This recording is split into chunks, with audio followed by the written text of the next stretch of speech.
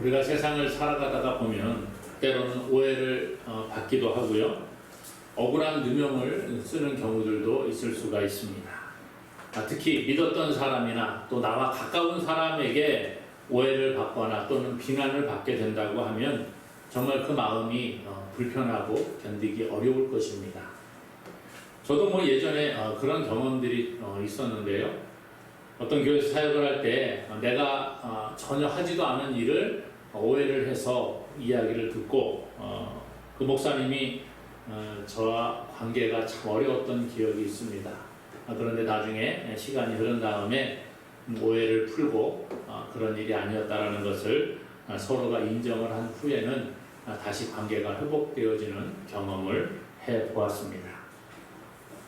우리가 억울하게 오해를 받고 누명을 쓸 때에 어떻게 반응을 하는가?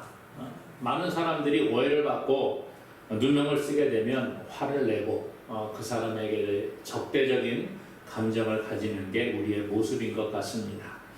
오늘 본문에 우리가 살펴보고자 하는 본문의 내용을 보면 이 바울이 고린도 교회의 성도들에게 오해를 받은 일이 있었음을 이야기를 합니다.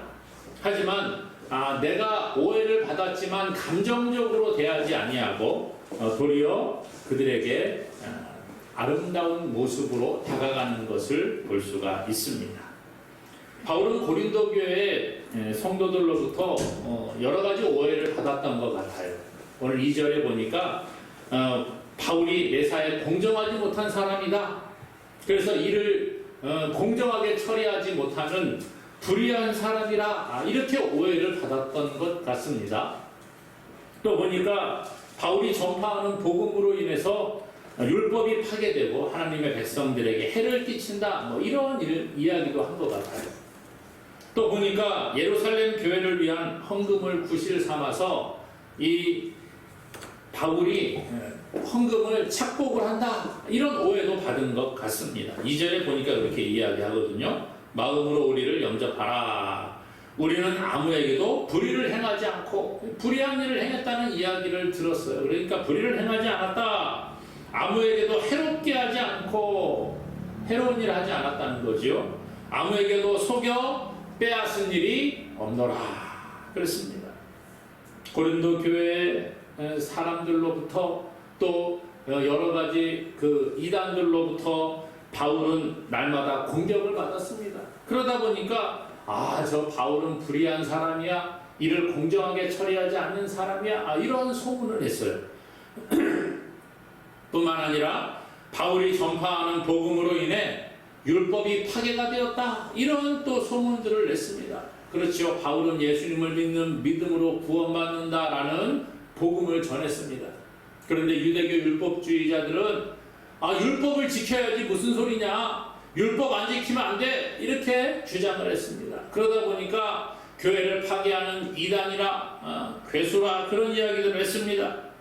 또 아까 말씀드린 것처럼 예루살렘 교회의 어려움을 겪었습니다. 그때에 많은 이웃에 있는 교회들이 헌금을 모아가지고 예루살렘 교회를 도우려고 했어요. 바울이 그렇게 헌금을 독려하면서 헌금을 중간에 가로챈다. 이러한 오해를 받았다는 거예요. 그거에 대해서 바울은 분명하게 말하고 있습니다. 내가 아무에게도 불의를 행하지 않고 아무에게도 해롭게 하지 않고 아무에게도 속여 빼앗은 일이 내가 없다. 얼마나 터무니없는 오해를 받았습니까? 만일 우리가 이런 비난을 받고 오해를 받았다고 하면 어떻게 반응을 하시겠어요? 저도 과거에 이러한 재정 문제로 오해를 받은 적이 있습니다.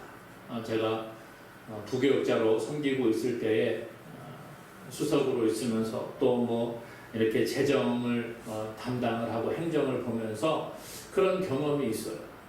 주일이 지나고 월요일날 휴무를 하고 화요일날에 이제 은행 업무를 보고 이런 가운데 있었는데 어떤 컴퓨터 회사에게 돈을 보내야 될 일이 있었습니다.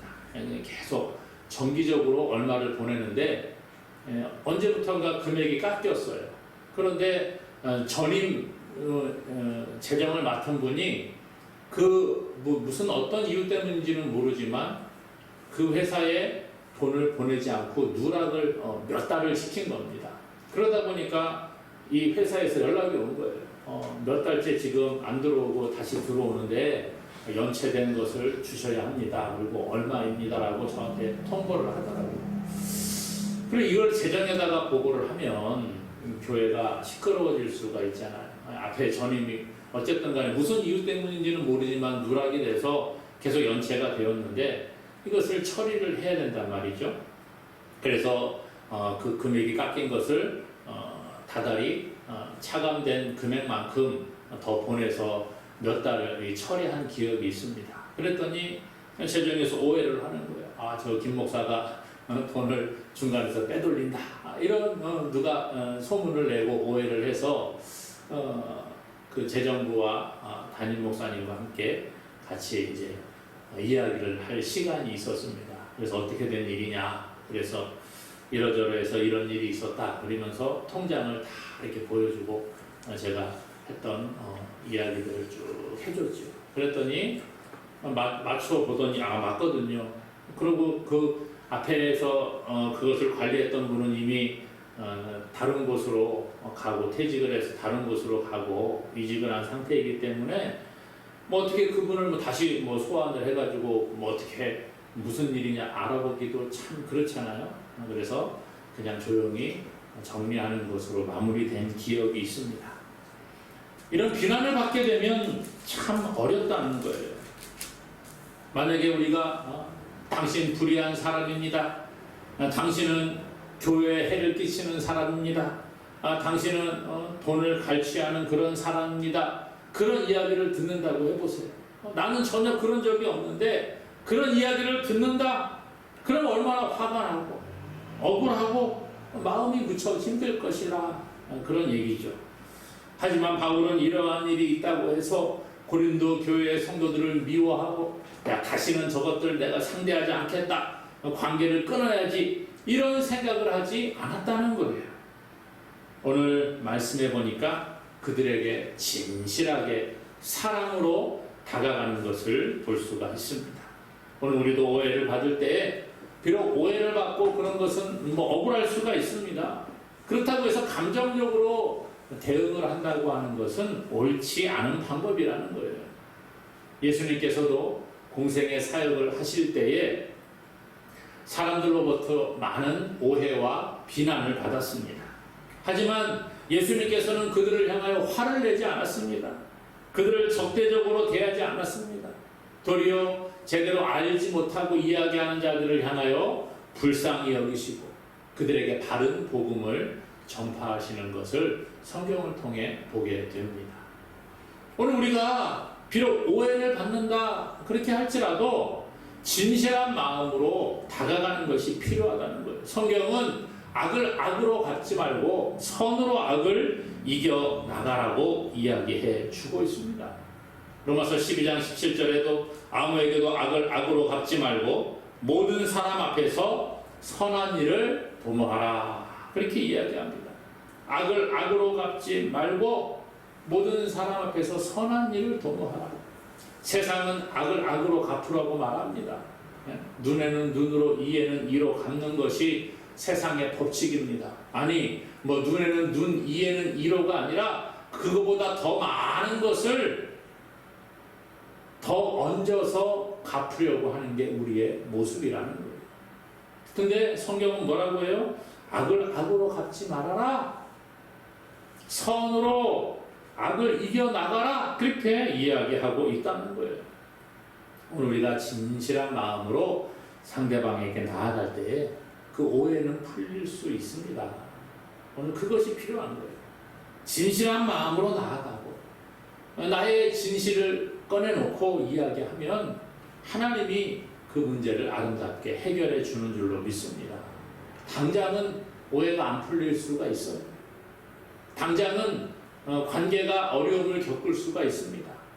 그러나 하나님께서는 그런 사건들을 통해서 우리를 만지시고 만들어 가시고 이것을 통해서 우리를 더 아름다운 길로 인도하시는 줄로 믿습니다. 그러므로 사랑으로 그들에게 다가갈 수 있는 저와 여러분 되기를 간절히 소망합니다. 바울은요, 자신이 잘못이 없음을 이야기하면서 나는 잘못이 없고 고린도 교회 성도들이 잘못했다 이렇게 말하는 것이 결코 아니라고 했지요. 바울이 고린도 교회에 대한 마음은 비난과 정죄가 아니라 용서와 사랑의 마음이었습니다. 바울은 이미 앞에서 내가 사도의 직분을 가지고 여러분들에게 다가가는데 이것은 구원과 화해를 위한 직분입니다 라고 말하고 있어요. 바울이 복음을 들고 나간 이유는 그들에게 복음을 전해서 영원히 구원을 받게 하기 위함이었습니다. 또 사람과 사람과의 관계, 하나님과 사람과의 관계에서 원수 맺는 것이 아니라 그들을 향하여 화해하고 하나님과 원수되었던 사람들을 하나님과 화해를 시키고 사람과 사람 간의 원수되었던 사람들에게 화해를 시키는 직분이 바로 사도의 직분임을 이야기했습니다.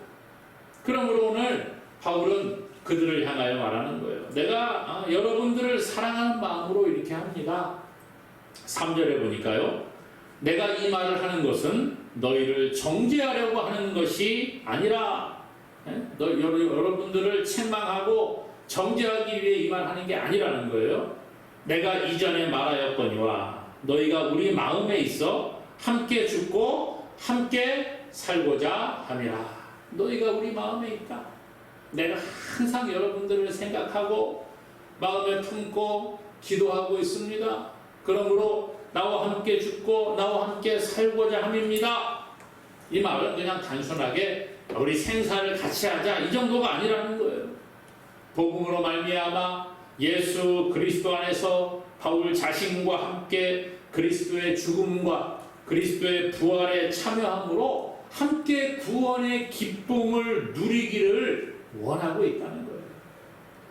바울은 끊임없이 성도들을 사랑하고 그들에게 오해를 받을 때에도 왜 사랑으로 다가갔느냐? 그들의 영혼을 사랑하고 불쌍히 여기고 그들이 함께 구원받아 천국에서 영원한 복을 누리고자 하는 그 목적이 있었기 때문이라는 거예요. 오늘 우리가 이런 마음이 우리 가운데 있기를 원합니다. 예수님은요 우리에게 사랑하라 그런 말씀을 하셨어요. 마태복음 5장 43절 44절에 이렇게 말합니다. 또 내 이웃을 사랑하고 내 원수를 미워하라 하였다는 것을 너희가 들었으나 나는 너희에게 이르노니 너희 원수를 사랑하며 너희를 박해하는 자를 위하여 기도하라 그랬어요. 너희 원수를 사랑하고 너희를 박해하는 자를 위해서 기도해 주어라 이렇게 말해주고 있다는 겁니다. 여러분 원수 사랑하는 게 뭐 가능합니까? 사람이 불가능하잖아요. 나를 좋아하고 나를 사랑해주는 사람도 사랑하는 게 쉽지가 않습니다. 그렇잖아요. 어떤 사람은 일방적으로 나를 좋아하는 사람이 있어요. 난 저 사람이 별로 마음도 없는데 나를 되게 좋다고 따라오는 사람이 있습니다. 그 사람을 사랑해주는 것도 쉽지가 않아요. 그런데 오늘 예수님은 뭐라고 하셔요? 너희 원수를 사랑하라. 너희를 박해하는 자를 위하여 기도해 주어라. 이렇게 말씀하고 있다는 거예요.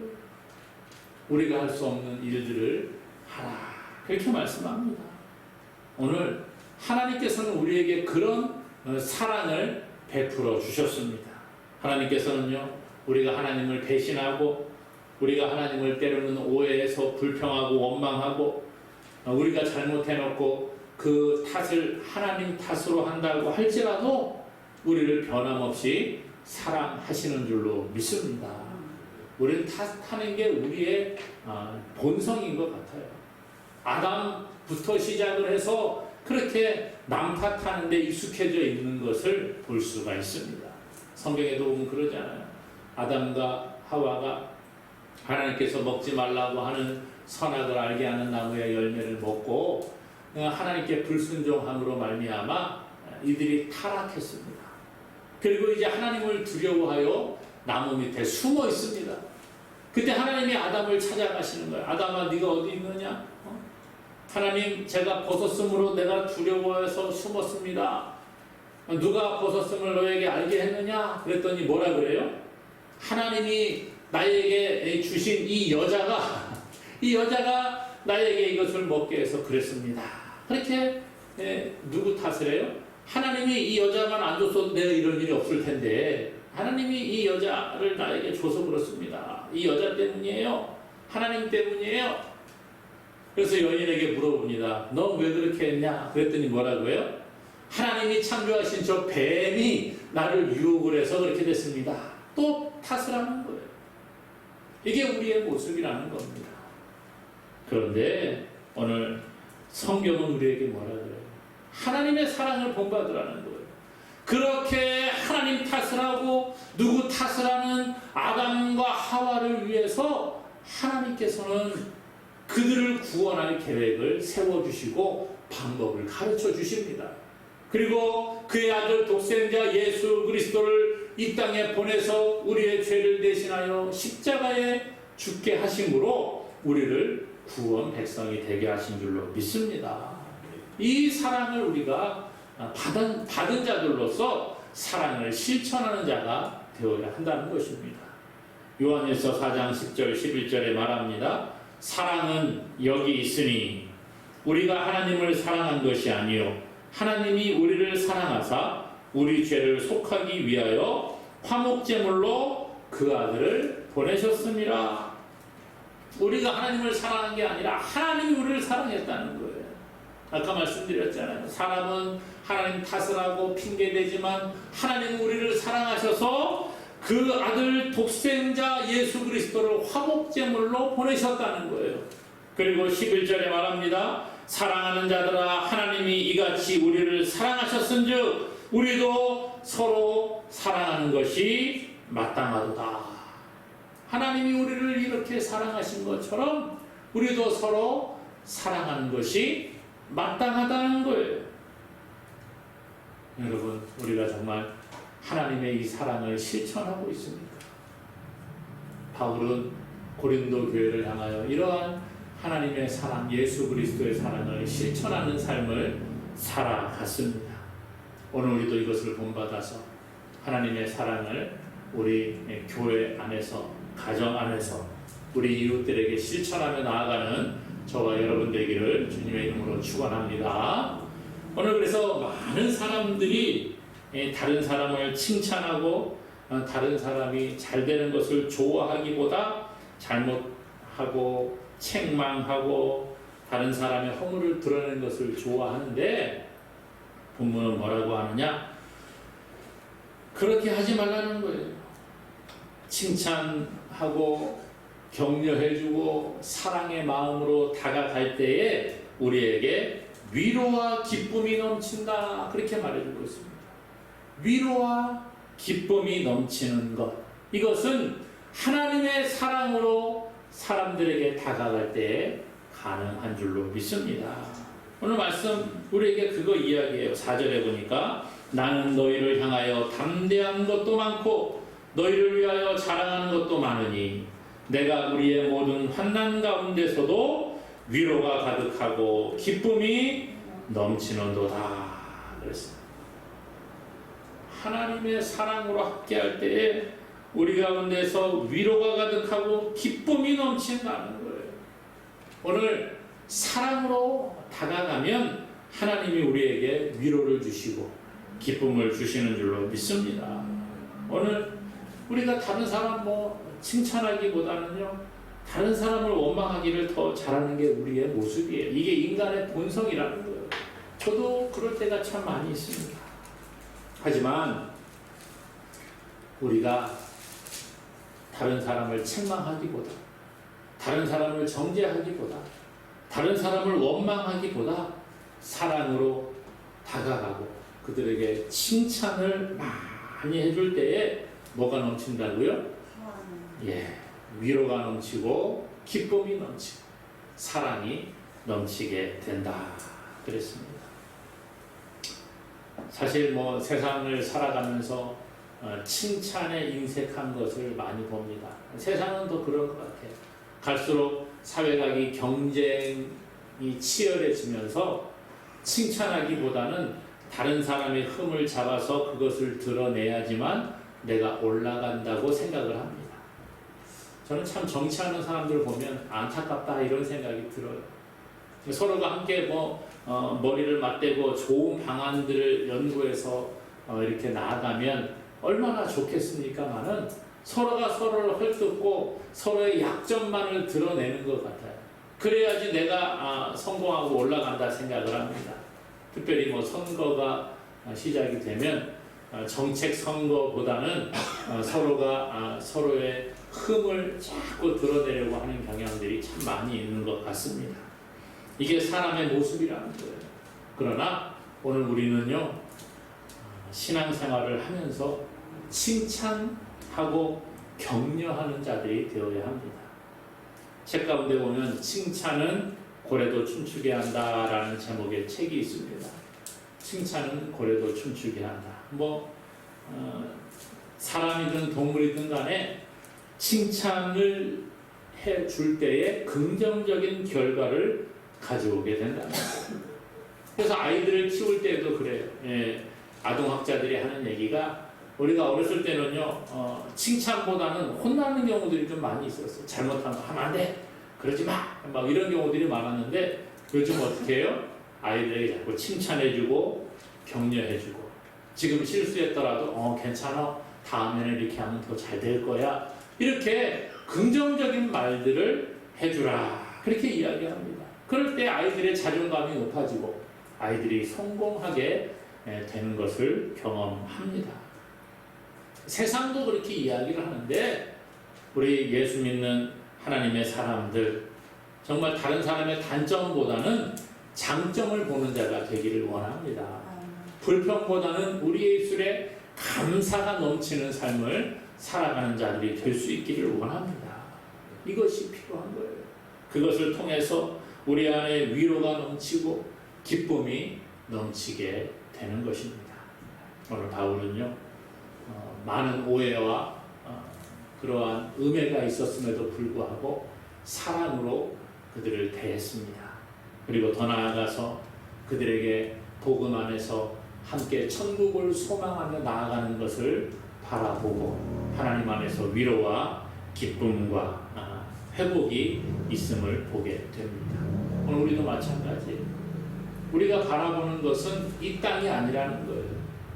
세상 가운데 우리가 발을 디디고 살아가고 있지만 우리의 궁극적인 가야 될 그곳은 바로 하나님의 나라라는 것입니다. 그 하나님의 나라를 바라볼 때에 이 땅의 삶은 바울의 말처럼 배설물처럼 여길 수 있다는 거예요. 우리가 이 땅에서 비록 많이 칭찬받지 못하고 많이 드러나지 못하고 그냥 고만고만하게 살아간다고 할지라도 그 가운데서 하나님의 사랑을 실천해 나갈 수 있기를 바랍니다. 그렇게 되면 오늘 말씀과 같이 하나님이 우리를 위로해 주시고 하나님께서 우리에게 회복을 주시고 기쁨을 주시는 줄로 믿습니다. 날마다 우리의 삶에 이러한 은혜가 있고 우리 입술에 원망과 불평이 아니라 감사와 기쁨이 넘쳐서 하나님 앞에서 귀하게 쓰임받고 칭찬받는 저와 여러분 되기를 다시 한번 주님의 이름으로 간절히 축원합니다.